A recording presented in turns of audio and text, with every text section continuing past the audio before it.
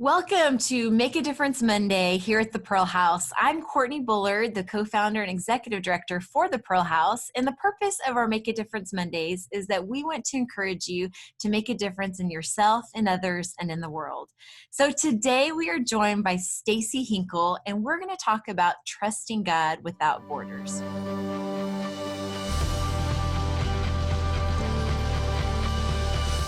So Stacy, welcome. So glad that you're here today. I have been looking forward to this. And I tell you, I have gotten to meet the most amazing people really because and through the Pearl House. And you are one of those people. And I'm so thankful for our friendship. So I would love for people to just know a little bit more about you. If you want to tell us a little about yourself.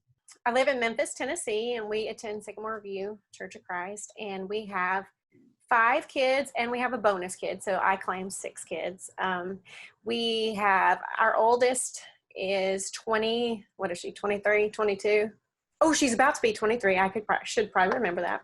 And then I have a 21-year-old, and then a 19-year-old. My bonus kid is 18, and then we have a 17-year-old, and then we have a little girl who's 7.5. And Zoe is our youngest, and she was adopted. She came to live with us at 10 days old. We got to pick her up from the hospital, and she was adopted when she was 18 months old. So she's been with us the whole time, and she is a huge blessing and challenge to our family, but it has been just an amazing thing to get to watch God work. And I'm also a nurse, and I've turned a hobby into kind of a little bit of a money-making opportunity, not huge, but a little. I'm a baker, and I bake for a coffee shop here in the city, which is just super fun. So, and then my husband's a minister, so we've been doing ministry for 25 years. Not at Sycamore View the whole time, but we've been there for 16 years now. So it has been quite an adventure. Wow. What's your favorite thing to bake? Oh, well, I love desserts, and so probably anything chocolate would be my favorite thing to bake, mostly just because I want to eat that. The fruit stuff is good, but the chocolate's my favorite. So that's so good. I wish I lived closer because I would frequent often. So, okay. So I would love for you to share, I think about your family. You have 6 children. Yes. Amazing. So I think about this. So you marry your husband, Jim. At the time, he's a youth minister. I know now he's the executive minister of your church, but at the time he's a youth minister. And I'm sure like any bride, you thought, maybe this is the house I want to live in. This is the future I plan. This is how many children I want to have. I mean, just, like most women, most girls do. I'm wondering, did you have a time when you did that in your life and maybe God changed those plans, changed the direction? Maybe your family doesn't look the way that you originally had planned. And I wonder if you could share, if that's true, how did you allow God to maybe take your borders down? Well, sometimes I think God has the best sense of humor, because when I married Jim, he wanted 2 kids and he already had their names picked out. And I was like, not going to happen. Those are odd, but it's fine. Just not the plan that I had. I always wanted 4 kids. And so we, after we had a couple, he was like, you know what? A big family sounds like a really, really fun idea. And so we did. We had 4 kids, and at that time we lived in Texas, and he was a youth minister at a church there. And then a few years into that, after Caleb was born, he was about 18 months old, we moved to Memphis. And Memphis is kind of where God stretched and grew us, because we absolutely love our city. It is an amazing place to live. It has lots of challenges, but it also has so many great things going. And with all of that, some of the challenges, especially as a lot of kids just need a little extra support in the family situation. So our girls especially were really, really, really wanting to adopt a little kid. Just, it's kind of touched their hearts in lots of ways. We moved to a neighborhood that looked a little different than they did. There were lots of needs in the neighborhood of kids that didn't have the kind of support at home that our kids had. And so it just kind of, both of my older girls, it was on their heart to adopt. And it had always kind of been part of what I wanted to do. I grew up in a church that had a lot of foster babies, and I just kind of grew attached to those. And in fact, I remember one, his name was Cody, and after church every day I'd go over to his foster mom and say, let me play with him. And I'd run around the gym with that kid, and he just really touched my heart. So it's something that I've always kind of wanted to do. It took a minute more for Jim to get on board. I think our kids honestly prayed him into that, and God cracks me up that way, how he can use the littlest souls to really touch your heart. And so that's kind of how it happened. We started praying, and our girls especially started praying, and Jim was like, oh no, because you know what happens when you start talking to God about something. He moves in some really interesting ways. So we also have a friend, a single mom, and she always wanted to adopt. That's kind of what she wanted to do. So Jim and I really thought in the middle of all this prayer process that God was calling us to go to these foster classes with her and just kind of be her support person. Little did we know that God had a different plan, and Zoe would join our family probably just about a month or two after we got approved as a what do they call it? Like a waiting family almost for the foster care system in the city of Memphis. So that was really interesting. And then we actually have continued to walk with our friend, and she has adopted a little girl. And the coolest part about it is she and Zoe are best friends. And so they see each other all the time. In fact, I keep her a couple days a week. So that's been a whole nother really cool part of our journey. But that's kind of how it happened. That was not really a plan that we started with, but just our city and our circumstances and the prayer of our kids really brought us to open our home for adoption. So wow. So not all your children are biological, because you also take in, I feel like your home is just, you just take in whoever just needs you and you can love on. And so I'd love for you to share about that. Like, how was that out of your comfort zone? Like, how did that go when you're like, hey, Jim, let's bring in some more children into our home? Well, yeah, that's another funny story. Morona is our bonus kid, and he lived in our house for 2.5 years, and he's 18 and now lives in Nashville and has got a full-time job. He's doing really well. So it's been really neat to see that grow. And Morona started coming to our house kind of just afternoons after school with 2 of my kids as they got to know him at school, and he would need a ride home. So my oldest son would give him a ride home. And after a while, they just became really good friends. So he started coming to our house and hanging out. And it really kind of also started because at school, I'm not sure totally what happened, but he was in need of a lunch every day. So I was already packing 3 lunches at that point because our oldest had gone to college. And I was like, well, I'll just pack Morona a lunch, no big deal. And Sarah Kate would drop it to him because they were in the same class.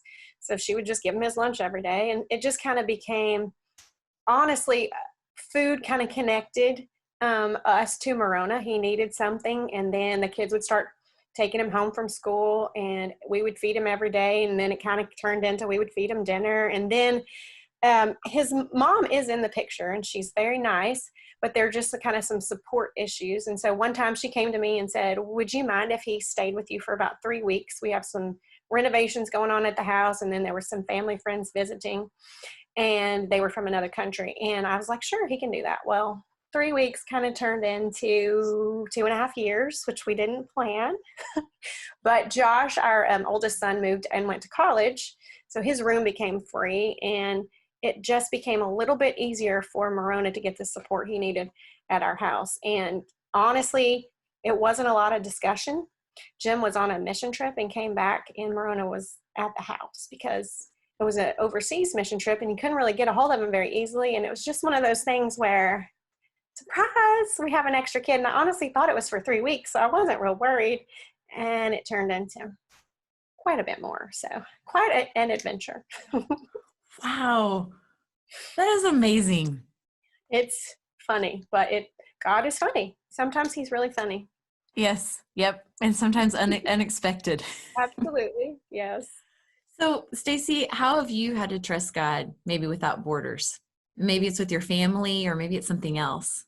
Mostly family. Just, you worry a little bit about bringing other people into your house and how it will affect your biological kids and what they will think and how they will feel about things. And is it safe? And I really just had to let go and and realized that God was in control, and he had orchestrated all these events and brought us to Memphis and put these people into our paths, and he was going to take care of it. And I learned from a friend of mine, so I asked her one day, they had done a lot of fostering and adopted 2 kids, and she was one of the siblings in the house. And I said, and she was older, and I said, how did that affect you? Or did you feel like you weren't loved? Did you have any questions? She said, oh, not at all. She said, I learned so much more about the love of God and taking care of people and parenting by watching my mom care for these other kids. And that gave me such peace, because I felt like, okay, you know what? I don't have any control over this situation. God's got it all. I have none. And I just had to let him do it. And it has been hard in lots of ways, but so amazingly rewarding. And we have grown so much as a family. And I know our kids have grown a lot, because the way they look at the world is so different. And I'm very thankful for that. Well, I'm reminded of the verse in Isaiah. It's Isaiah 26, 3 and 4. And it says, those of steadfast mind to keep in peace, because they trust in you. So it's trust in the Lord forever, for in the Lord God, you have an everlasting rock. And I've seen about that when you're talking about God's given you such peace through all this. And it happens when we trust him, when we fully trust him, he does give you such a peace that it's like peace that passes all understanding, that you can't explain. So I know that you have your family, and Jim was, how many years was he a youth minister? 25 years, and now he's transitioned to another role. So wow. So you have invested in so many lives, you and Jim. And I'd love for you to share maybe what lessons from your life that maybe you've taught your students and even your own children. I think the biggest lesson and blessing and hard stuff is really kind of all rolled into one. When we moved to Memphis, we moved kind of out to the suburbs, and I loved it. It's a great place to be. But we just started looking around and noticing that everybody kind of looked like our family and thought like our family, and it was comfortable. And there's some great blessings about being there. But for us, and for what I felt like God was calling us to do, we moved into a neighborhood that was considered maybe a little rough. Now it's changed a lot in 10 years. It's been kind of amazing to watch. But in everybody, there's just a lot of ethnic diversity and a lot of socioeconomic diversity. There's a lot of refugees that are relocated by World Relief into our neighborhood. So, and we live 3 houses from the park. And so when you take your kids to the park, you get to experience all of these different nationalities and different people, and people that don't look like us, and really kind of pushes you out of your comfort zone. And I think that's one of the biggest lessons that we have learned as a family, and our kids kind of look at the world differently because of where we've chosen to move to and what we've chosen to have our family look like. Because our 2 bonus kids, our adopted kids, they don't look like us. They are African American, and they bring a whole totally different ethnic diversity to our family. And I've had to learn a lot about that, especially about Zoe's hair care and learning about all those things. And so I think the biggest thing is just the way we see the world, that God made all these people and loves all these people just the same as he loves us. And I do think our kids have taken that with them in the things that they've chosen to do with their lives. And it's been a huge blessing. So what's next for your family? Well, I don't totally know. And sometimes that scares me, because I feel like when there's like a little calm, that means God is working up something big. And I'm like, oh no. But I think this executive minister role is a big change for Jim. And so that's going to be something our family has to navigate. And then we have 4 kids out of the house, and my oldest graduates from graduate school, and she's got a social work degree. So she's coming back to Memphis to live on her own as a grown-up in the city. So that's kind of an adventure for our family that we have never got to experience. It's kind of fun watching one of your kiddos soar like you feel like that they were made to do. So I don't really know, but sometimes, like I said, when you get comfortable, God tends to work. So I'm excited to see what happens next. It's amazing. Okay, so Stacy, I know, like myself, that people are going to want to just have more Stacy in their life. So how can no, so I would love for you to share, how can people find you? Well, I'm on Facebook. which apparently my kids tell me is for old people, but I'm old and I can embrace that, and that's okay. So I'm on Facebook. It's just Stacy Hinkle. And then I also have an Instagram account, and I don't know, I think it's the same name on Instagram as well. I also have my bake. I work for a coffee shop. I bake for them, but I have my own side business. It's called the Chocolate Drop Bake Shop, and it's on Instagram and Facebook as well. So you can kind of search around and find me if you really want to. I love that. And we'll include it in when we do our post with the link so people can find you. So Stacy, thank you so much. And thank you for your time. And I know that I am so encouraged and inspired by you. And I know those that are watching and listening, I know you will be as well. So let's all go and make a difference. Thank you for listening to Make a Difference Monday. If you would like to learn more about how you can make a difference, visit thepearlhouse.org.